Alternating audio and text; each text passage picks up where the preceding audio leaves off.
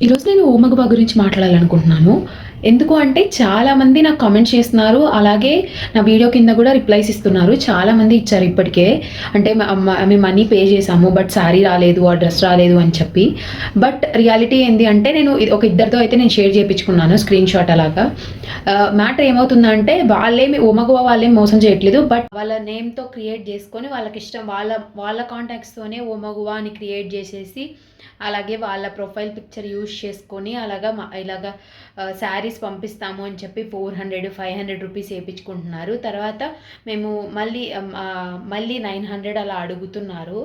So వీళ్ళకి తెలియక ఒకరైతే first నన్ను కాంటాక్ట్ అయ్యారు. వాళ్ళది స్క్రీన్‌షాట్ ఇక్కడ యాడ్ చేస్తాను. సో కాంటాక్ట్ అయ్యారు. ఇలాగ అయ్యింది ఓమగబా వాళ్ళు ఇలా చేశారు అని చెప్పి. సో నేనైతే స్క్రీన్‌షాట్ షేర్ చేయమన్నాను. వాళ్ళు సరిగ్గా చాట్ కూడా చేయలేకపోతున్నారు. అన్ని మిస్టేక్స్ వచ్చి చాట్స్ అంతా చేశారు.